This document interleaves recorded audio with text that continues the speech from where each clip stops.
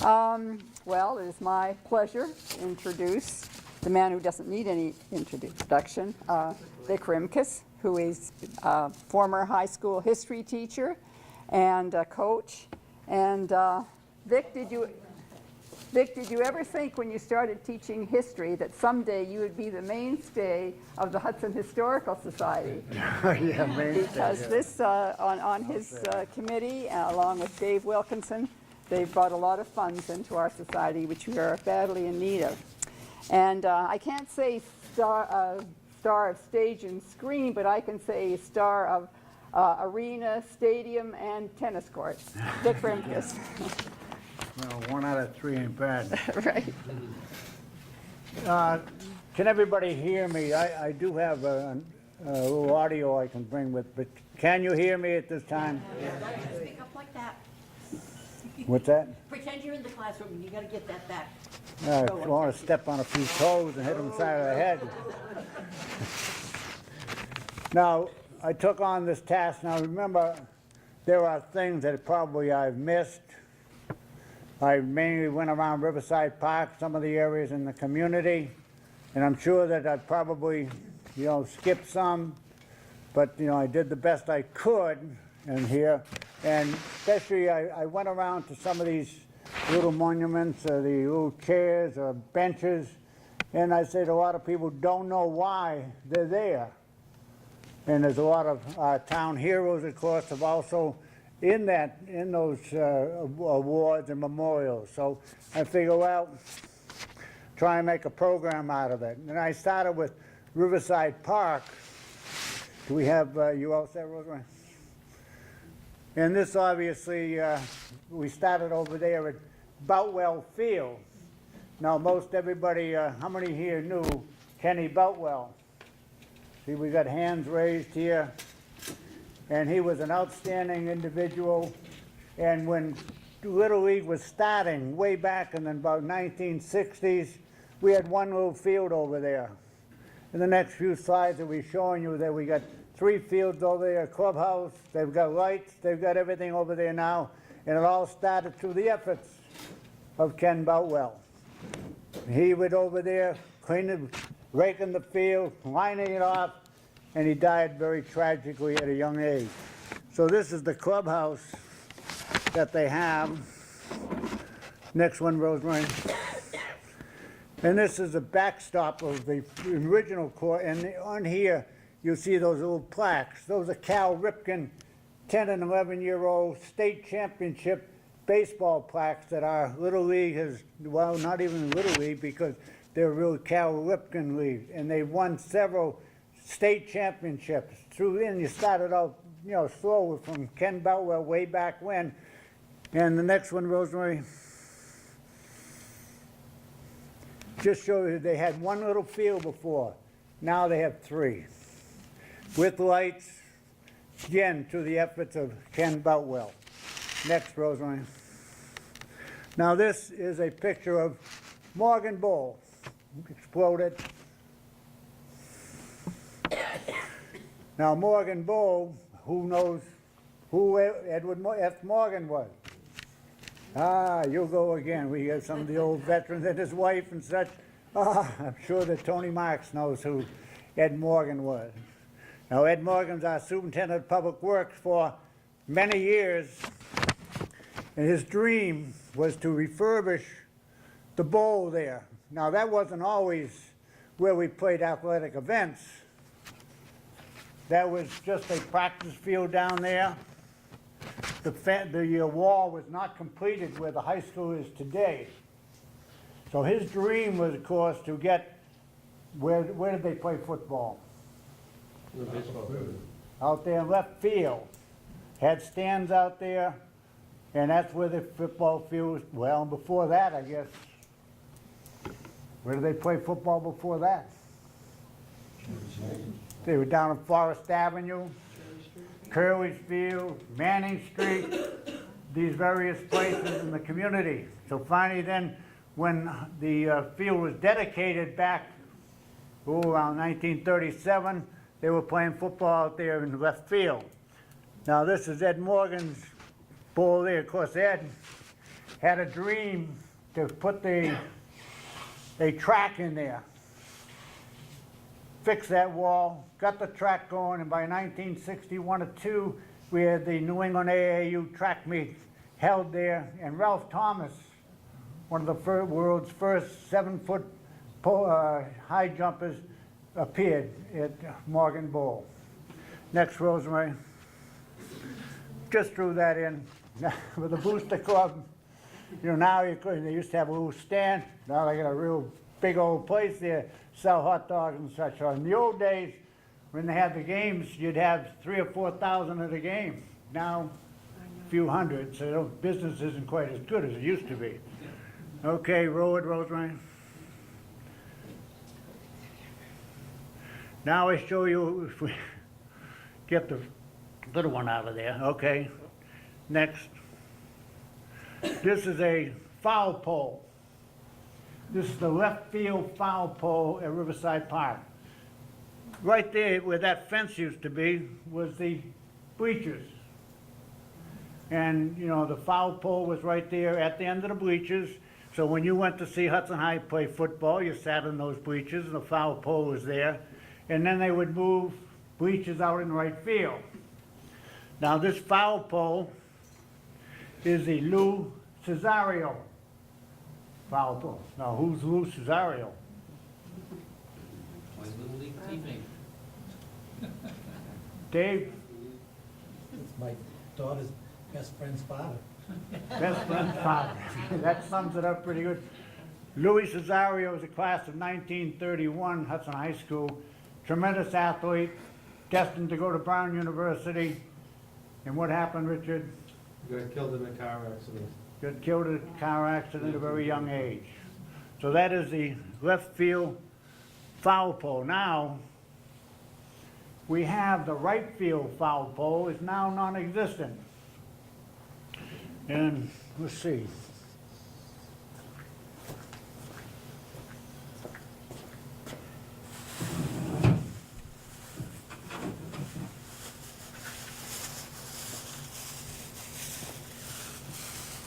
This is the right field foul pole plaque that was located on the right field foul pole, and it says, dedicated in memory of Leo Mike McGrath, 1926, 1937. Back in 1937, they had a dedication of the foul pole. Hudson played Milford under the lights. In those days, under the lights, nowhere in the state did they have under the lights like we had. We had Tom Walsh was there lighting power, Ed Morgan, and master of ceremonies was Ducky O'Donnell, William O'Donnell. 4,500 people showed up for the dedication of that foul pole and the right field foul pole. And if we want, we can hand that around. Just that was found out in the field. Somebody, of course, then turned it into me. Next, Rosemary. This is one of the benches we're talking about, along the left field foul line. And who are the three names in there? Sally? Can you see them? What? I can't read them. Can't read them, okay. I know Herb Bush is, you know. No? That's not Herb's. One is John Ahern. Oh, that one out in the right field. Next one, of course, is Dick Jimmy Scafidi O'Keefe. and Dick Scafidi. And a third one, Rich Scafidi. Now, John Ahern lived over there on Brigham Street, so every day he used to walk over, he's retired, and watch Hudson High play baseball. In fact, in the springtime, they have what even today? The John Ahern baseball tournament. Teams come in and play. Jimmy O'Keefe, he and Bob Wood, Mary Moylan, more or less they're responsible for what? The Hudson Boosters Club. Those three guys, Mary Moylan, Bob Wood, Jimmy O'Keefe, were very instrumental in starting the Booster Club here at Hudson High. And of course, unfortunately, we had just recently the president passed away suddenly there. Rick Carlson was a great guy and a great man working with the kids. and we're gonna miss him. Now, Rich Scaffidi, his son, Michael, taken up, he's in the Park Commission, I believe, still there, Park Commission. And, okay, next one, Rosemary. This is the backstop at Riverside Park. And not many places have a backstop like that, concrete, cement pillars and all that. And on the right-hand side, there's a plaque just there to the people who donated materials and helped build it. And on the left, we get the left over there, Rosemary? I guess we're not gonna see the left side of it. It's dedicated to a loyal fan named Diane M. Harrington. Attended a lot of games and such here, throughout there, and they decided to put something up there on the backboard for her. Okay, so that's the backstop. Next, Rosemary. And this is a little monument there at the foot of the backstop. Anybody happen to know what's on the monument? Jason Gould. Jason Gould. Jason, David Gould, Jason Gould, Jason Gould. Jason Gould, and young athlete, played football, had him in class, hockey player, baseball, got cancer, of course, at a young age, died as a teenager. So he's there, and they wanted to have a lasting memory for his achievement here at Hudson High School and such. Okay, Rosemary? Raise it up a little more. Tennis courts. And right here at the Ed Chrissa tennis courts and the plaque. Probably a lot of people, Tommy will remember Ed Chrissa, and Ed Chrissa to us, you know, he just about taught everybody in the town of Hudson how to play tennis, but not so much adults, but children. He was a retired sergeant major in the Army, class of about 1942, I believe, Hudson High School, served, learned his tennis in the service, then decided to come back in the summertime, and in the winters, spent his winters in Hawaii. But when he came back here, you could see him coming up in Brigham Street on his bicycle. And he was like a guru. Kids behind him, following him down the road, and he was outstanding. And he turned around tennis for the town of Hudson. Outstanding job. Kids just wanted to go up there, and no matter, he wanted the small ones. He'd cut out the bottom of the racket so they could hit him. And within a short time, like, we started tennis at Hudson High School in '74. And we said, you're not gonna, this first year out, you can't do anything. But we had the best playground players in the state. In the first year, we went to the state semifinals, 1974. And we had 6 district titles after that. 1980, we won the state championship, Division II, Division B, I guess we call it. And then Dan Flannery in 1981 won the state individual championship. Again, all through the efforts of Ed Chrissa. Excuse me, Vic, who was the coach at that time? of that high school team? Who? Well, he was persuading them, you might say. In other words, I was there in name only, whatever. Ed Chrissa was the guy who really, you know, I could come back and step into his, you know, what he had done in the playgrounds and everything. Tremendous guy. And he died probably 4 or 5 years ago, and he's buried down there at the Arlington National Cemetery. In fact, I think, Tom, you went to his funeral down there in Arlington with the caissons and the whole bit. Great man. Another great man. Yeah. As Father Steve once said to me, Vic, I see they named the bathrooms after you.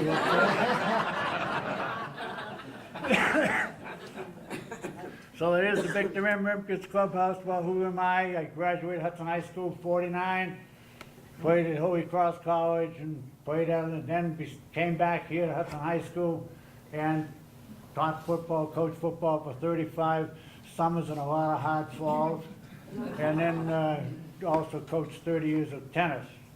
So therefore, the Park Commission, when I retired, felt that I was worthy. I don't know why, but go ahead. Go ahead, Rosemary. Now, this is a sign coming into Hudson High School.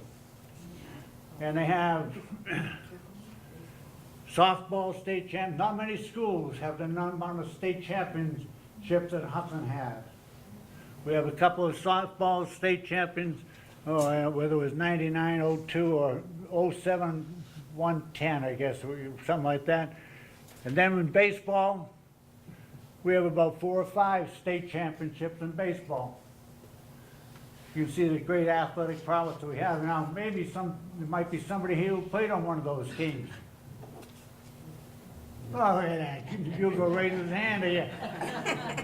He played in the 1951, and he hit Fenway Park, hit one off the wall in the final, right, Yes, he Hugo? did, right in center field. That's not bad potatoes anytime. And then on the other side, of course, we have state champions in hockey. We had that famous game in 1978 where Hudson beat Burlington 4-3 overtime. Mark Chasson's goal, whole town turned out. And being, I guess that was the last Division I game won by a public school for 20 years. Because now, even like the top schools in East Mass are Xaverian, St. John's, Walden Catholic, Arlington Catholic, Springfield Catholic, not many public schools in there, but Hudson did it. And so Hudson won again in 2012 under Mike Nanotowicz at Boston Garden. So we have a great tradition there of state champions. Go ahead, Rosemary, next. And this is just showing a shot. Run it up.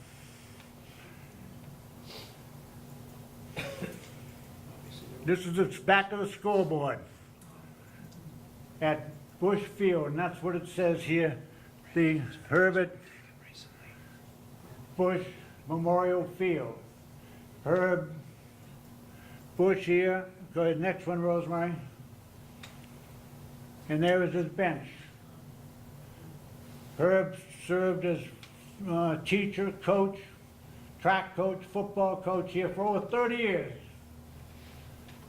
And also was part of the recreation park department there, rather, for about over 30 years. Member of the Hudson Historical Society for many, many years. Hudson Historical Commission, and died unfortunately a few years ago and such. But a great contributor, of course, to the town. And there's his bench located there in front of Hudson High School. Next, Rosemary. In back of Hudson High School, there are a few stones and such. This first one is a Cheryl Jones Memorial.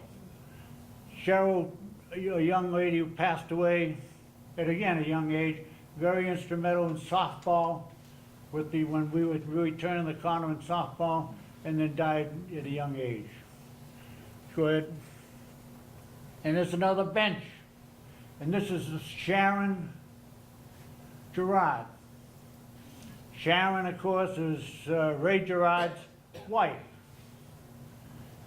And she was with Ray. Of course, Ray has been softball coach here at Hudson High School for many years, of course, and has done a great job. And his wife was right there as, you know, plugging the team and important to stay with the team. So they memorialize her contribution. And she is the granddaughter of William O'Donnell. who? Billy O'Donnell. William O'Donnell, who later on, we've already mentioned his name. He was the MC of that event back in 1937 when they were dedicating the poles, and he also was very part of the town's 100th anniversary. Go, Rosemary. And this, I guess, a little bit too much there, is the William E. O'Donnell. These are located along the softball fields, and Ducky O'Donnell, his little things right there, behind Hudson High School. I guess he only worked like in a clothing, did he work for George School? No. No, Burke, men's Burke store. was men's, and that's, I knew he, but he was very, and he also a part-time baseball scout on the side. Yeah. Very instrumental in the town, sports, and a great guy. And of course, he was also invaluable in the town's 100th anniversary. Next, Rosemary.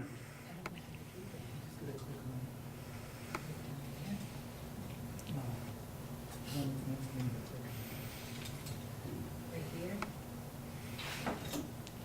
You do it. Oh, you could have squeezed it down there, Rosemary. No, go to the next picture, Rosemary. No, that comes in too close. Yeah. We'll get there.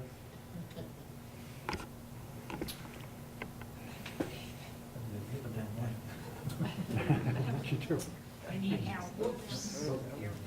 No, just press the arrow.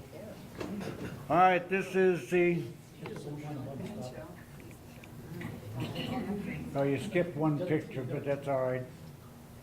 This is down there at the Shell, Right here? down there at Wood Park. She went back. She went back. You went by too many pictures there, Rosemary. She's going by a lot of them. Must be on automatic. All right, there's, right there, okay? Now, that's just a picture of the music shell. That area of Wood Park, say back about early 1970s, 60s, was a jungle. Trees falling down, nothing was going on there and such. But one guy took it upon himself to do something about it. He got some AMVETs and everything and started to refurbish the area. Many people came out with poison ivy and oak and all that kind of stuff through his work, and they started to clear out that area. And go ahead, next one, Rosemary. And that, it took, well, like in 1976, they had the town's bicentennial celebration down there at that area, but they didn't have the music show, and it took a lot of years before they can get money, of course, there to get the thing going. And finally, in dedication there, you can see the Victor Dyer Music Show at Wood Park, 1997, and that was a project that was many, many years, but through his great effort, did a fantastic job. Go ahead, Rosemary. And he was a Royal AMVET, and the AMVETs really picked in there and such and did a good job. Go ahead, Rosemary. And this is a bench found there at Wood Park.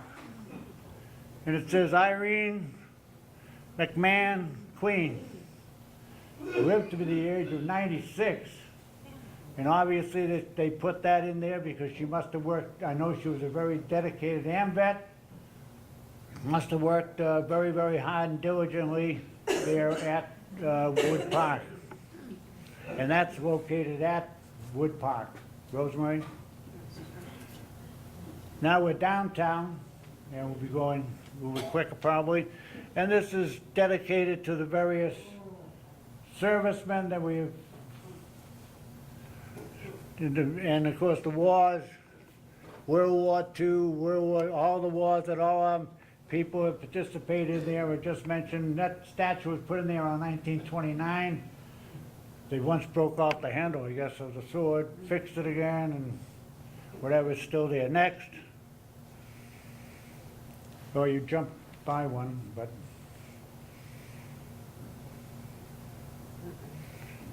Okay, well, doesn't matter. This one here is behind the statue, and this is a monument there of the people who served in Civil War, Spanish-American War, World War I. And World War II. World War II, Does my husband say it, his brothers say it, his brothers. we have bricks located, see all those bricks? Through the Veterans Agent and hard work and such, anybody who was in the former service, the war, you got a brick, put it, there must be over 300 in there and such. I'm there, I'm sure we have quite a few people here probably are also in those bricks. And there aren't too many areas left, but look at all these are servicemen, people who served no matter what it was, whether it's Operation Freedom, Civil War, we don't have any of those vets, but World War I, World War II, all there are found, and you go, for $25, you get your name on a brick and placed in there, okay? And up there in the back was, of course, the World War I veterans. I always remember there's one name up there. I think it's Eddie Rimkus. My father says it was my cousin. He got drafted World War I. Didn't want to go, fled to Chicago, but he still got his name up there anyway. He never served a moment. I think he's down at St. Michael's too, down there in that thing. Okay, next thing here is Cox Square.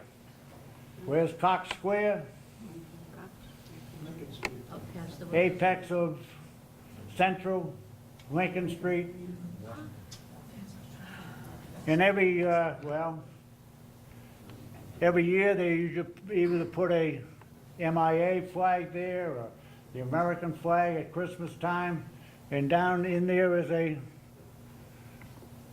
go ahead for the monument, Rosemary.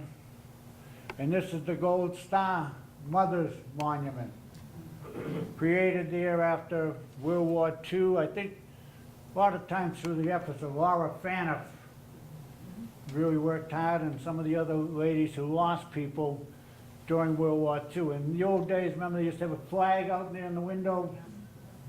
You know, you had one son, two sons, whatever, or a gold star. Well, these are the Gold Star mothers were commemorating their lost sons. I think Jacobs has had 5 or 6 people, not killed, but served, and a couple others. They had like 7 in the service at one time, World War II. Where is the World War, where can we find the World War II people who served in the war? Where's the list of, Rosemary? Wall in Town Hall. In the lobby of the town hall. There's a whole bunch of them there. Tripp's Pond. Rosemary had a thing here the other day about 75 years ago. The Winter Carnival was held down at Tripp's Pond. I think Barbara Matthews was declared queen of the thing. All kinds of events were held. When I was growing up in junior high and such, we all went skating all the time down at Tripp's Pond. Do you all remember Earl Seeley getting out there in his horse with his little sleigh, cleaning off the ice and such? It was a mecca. We had rinks down there every year, a hockey rink. Hudson entered the East Mass Hockey League